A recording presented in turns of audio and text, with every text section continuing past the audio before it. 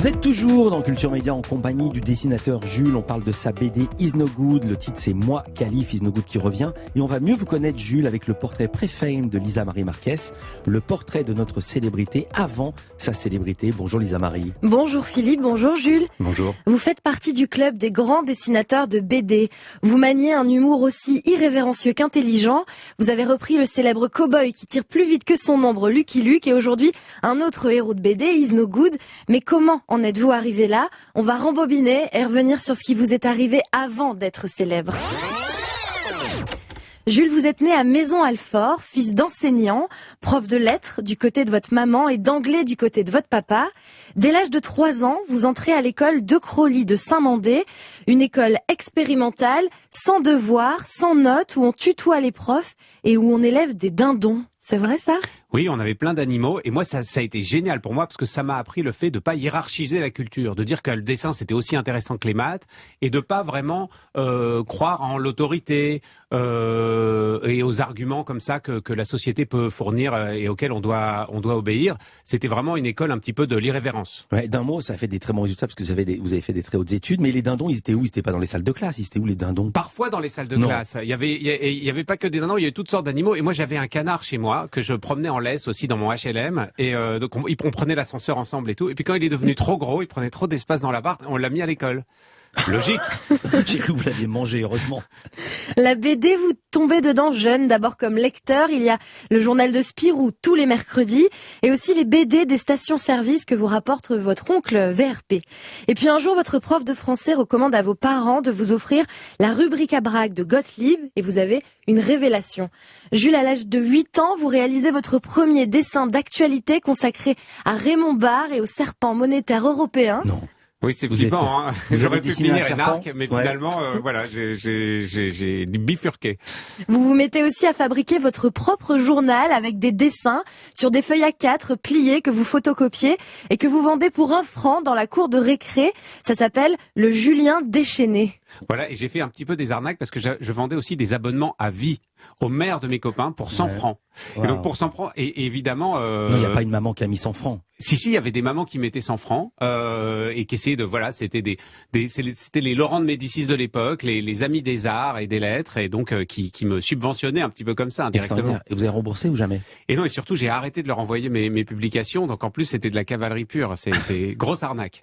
Vous êtes un enfant créatif, donc, mais il y a une chose que vous craignez, c'est la guerre nucléaire. Alors vous vous mettez à dessiner des abris anti-atomiques, des sortes de grottes qui protègent des radiations. Oui, en fait, à chaque fois, je faisais des plans avec des chambres très confortables, des plantes, de quoi lire des BD, de voir des films. Et parce qu'au fond, je suis quelqu'un d'un tempérament très très angoissé, et je pense que j'ai ça en commun avec énormément d'humoristes. Notre façon de rire un petit peu de tout, c'est de mettre à distance nos propres peurs. Et probablement, le public et les lecteurs, quand ils découvrent notre travail, ils savourent ça aussi, cette espèce de façon de reprendre un peu de liberté par rapport à tout ce qui nous oppresse et nous angoisse. Dieu sait s'il y a de quoi faire en ce moment. Jules, à 12 ans, vous remportez le 3e prix du concours jeunesse au festival d'Angoulême avec 2 pages sur un pingouin au pôle Nord. Et le prix, c'est des serviettes de bain de la caisse d'épargne. Oui, parce qu'il y avait, c'était des goodies comme ça. Et c'est notamment ces serviettes, vous savez, qui ne sèchent pas. Ah oui, c'est que vous vous frottez et puis en fait l'eau coule dessus, quoi. C'est une sorte de matière au rabais. Voilà, on sait pas. En fait, probablement c'est juste pour s'allonger sur la plage, mais je l'ai découvert plus tard. À l'adolescence, vous vous mettez à apprendre le chinois, charmé par la langue et par votre professeur. Après le bac, vous faites une prépa puis normale sup et une agrégation d'histoire. Vous commencez par enseigner à l'université de Marne-la-Vallée, puis l'histoire chinoise à l'école normale supérieure. Mais très vite, vous ne vous sentez pas à votre place dans l'enseignement. Vous avez envie de plus de liberté. Vous suivez finalement l'appel de la gomme et du crayon. Vous faites du porte-à-porte dans les rédactions avec vos dessins. Et c'est la Nouvelle République des Pyrénées qui vous publie la première. Puis vous continuez au Nouvel Obs. Vous vendez vos dessins tout en étant chercheur en ethno-histoire de la Chine contemporaine. Et là, vous vous retrouvez à devoir faire un choix.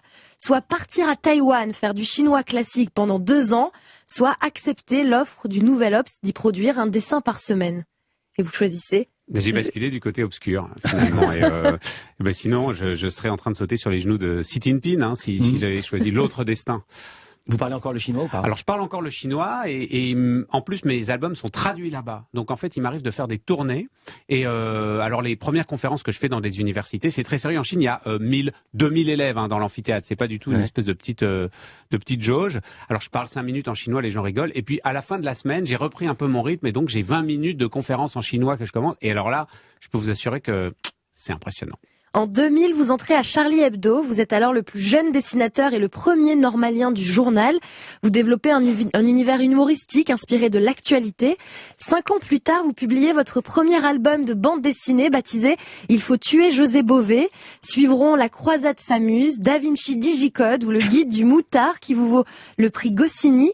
Et vous n'en avez pas fini avec les jeux de mots. Ah non. Jules, à l'été 2009, vous publiez le premier tome de Silex and the City, une BD préhistorico-humoristique où vous croquez notre société. La suite, on la connaît et moi, je m'arrête là. Vous pensiez que vous alliez devenir célèbre quand vous étiez petit ou pas du tout? Pas du tout, j'étais pas justement comme j'étais un peu dans cette école 68 arts d'enfants de psy et de profs. La célébrité, c'était quelque chose d'un petit peu justement parvenu, c'était pas très intéressant.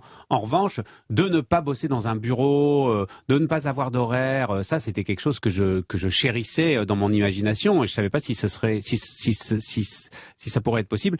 Et voilà, donc finalement, moi je me voyais très bien reporter, aventurier. Enfin, c'était un mélange de Indiana Jones et de Franquin, mon rôle modèle. Voilà. Franquin, le dessinateur de Gaston Lagaffe, à qui vous avez emprunté le pantalon aujourd'hui. Je plaisante. Jules reste avec nous. Merci beaucoup, Lisa Marie Marquez. Culture Média continue. On va parler de culture, on va parler de tech, on va parler d'une série très étrange. On va aussi parler de série avec Jules. À tout de suite.